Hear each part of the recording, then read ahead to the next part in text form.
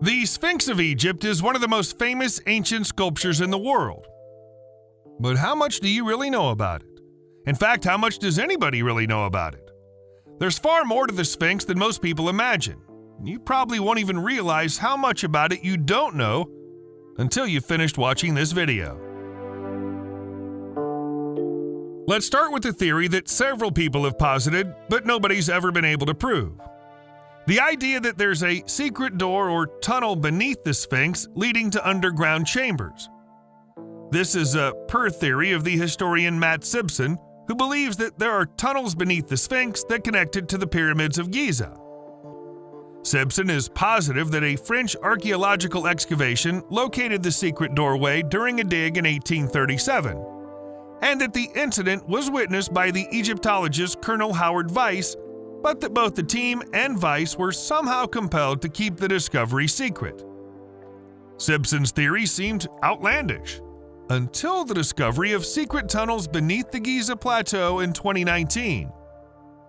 If there are tunnels down there, they must lead somewhere. A connection between the pyramids and the Sphinx makes a degree of sense if we're to assume that the internal cavities of the Sphinx had a purpose. But the question of why the French archaeologists and the colonel would be ordered to keep their discovery secret remains unresolved. It'd surely be a historically significant find, so why keep it quiet? Here's a less controversial statement about the Sphinx. It was carved from a single piece of rock. The sculpture seems too enormous for that to be true, and yet it is. This colossal monument was carved from a single piece of limestone, which was chipped away at by presumably hundreds of workers until we were left with the 240-foot-long, 66-foot-tall shape we recognize today. Actually, that's not quite true. The present-day Sphinx has been repaired and partially restored with limestone blocks, so its original shape would have been very slightly different.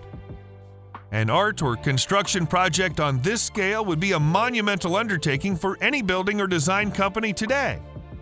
So the idea of the ancient Egyptians going about their work with nothing more sophisticated than basic hand tools all those years ago is nothing short of staggering.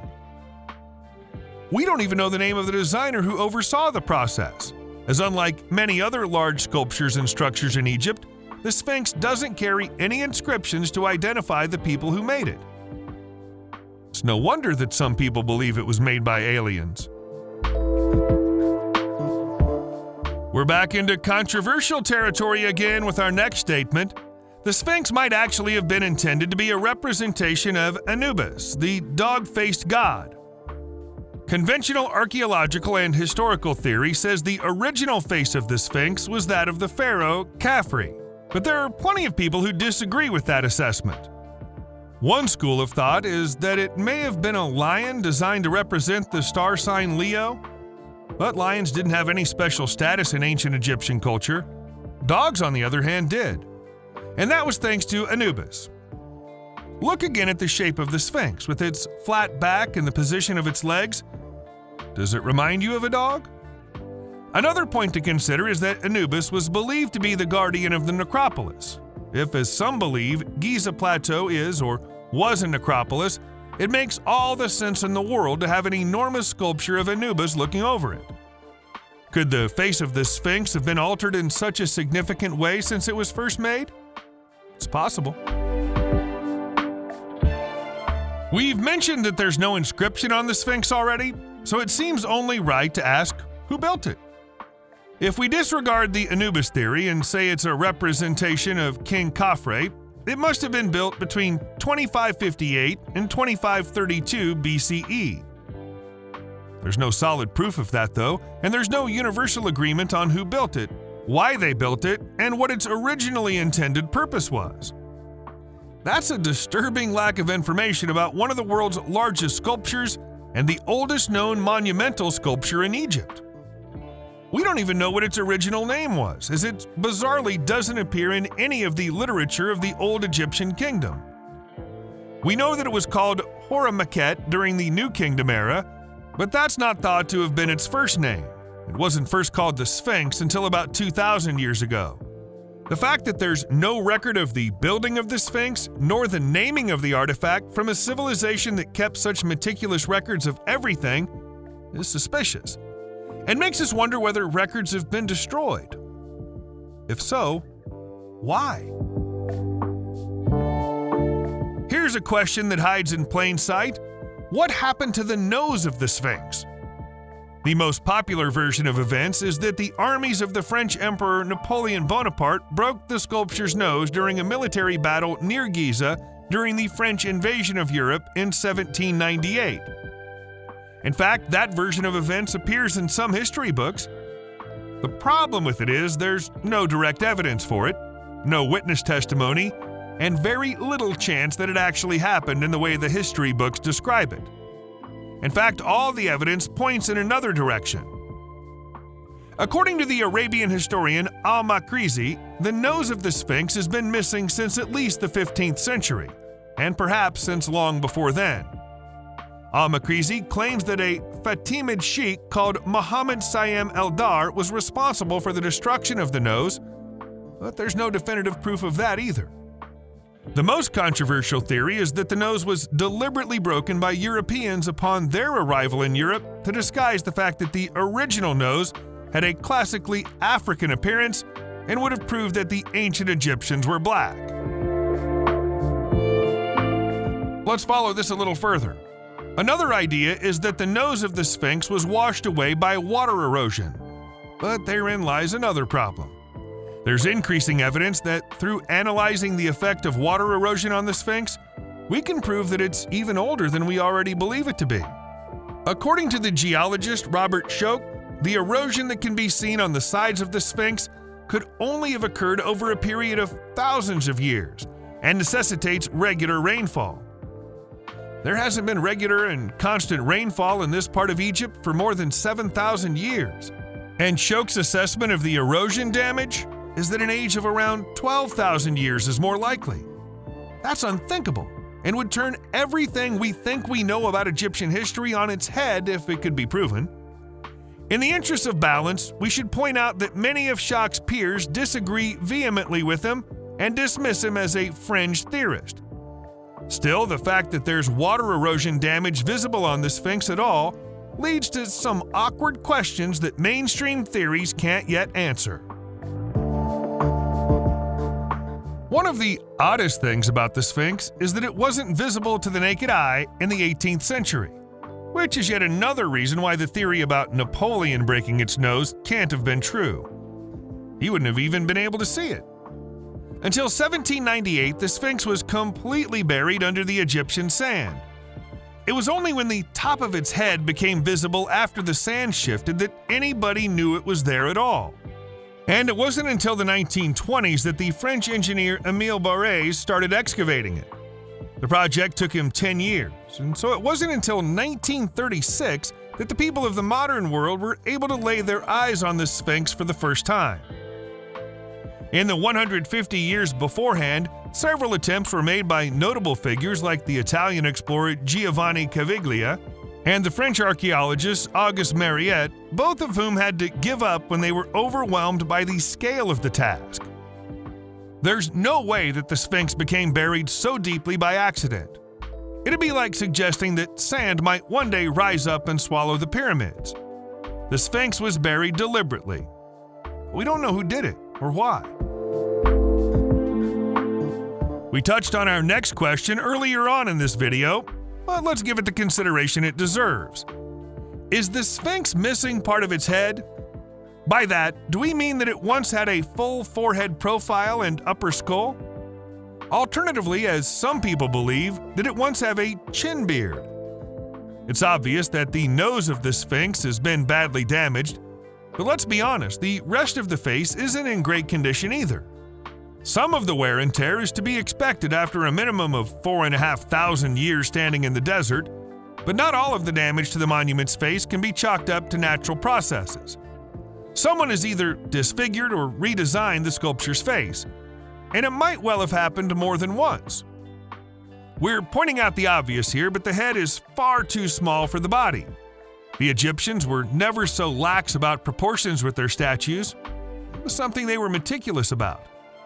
Either the head is not the original, which takes us back to the Anubis theory, or it's been chiseled down and chipped away at so much that there's barely any of the original left.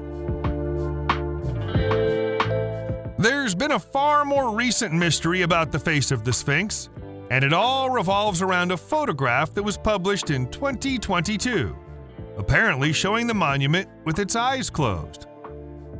That clearly ought to be impossible, as the Sphinx has had its eyes open ever since it was excavated in the 1930s. Still, multiple images circulated on social media that clearly seem to show the sculpture with both eyes shut as if it were asleep. Some fringe theorists even declared it to be a sign of the impending apocalypse.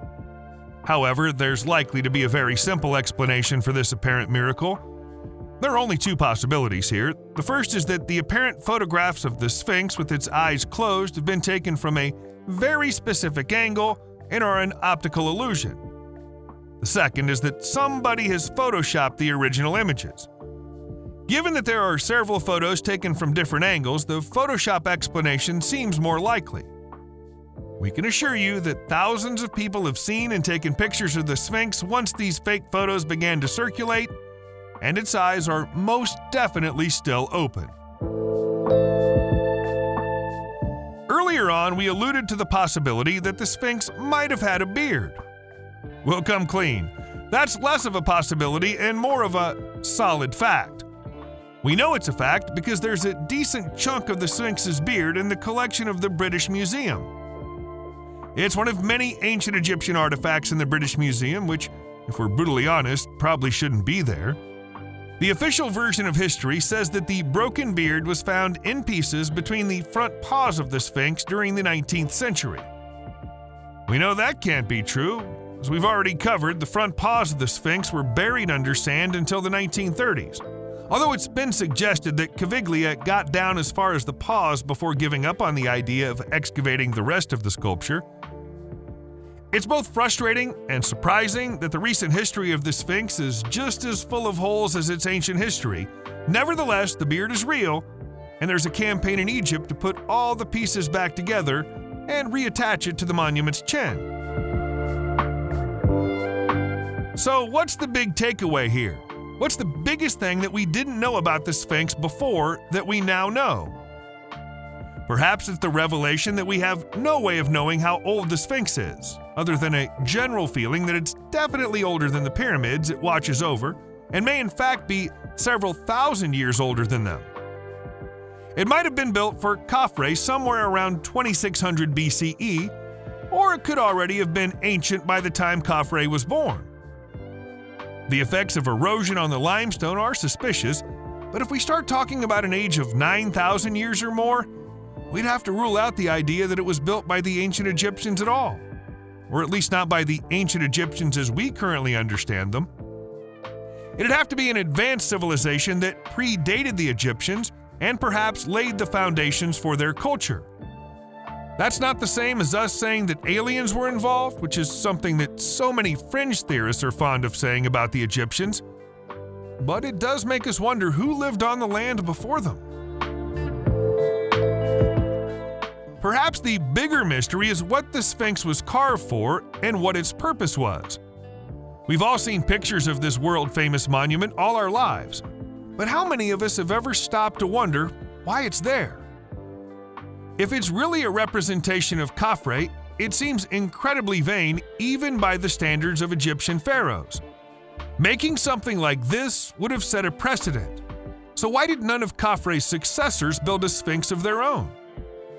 If, on the other hand, it was first conceived as an enormous sculpture of Anubis, why was it ever changed?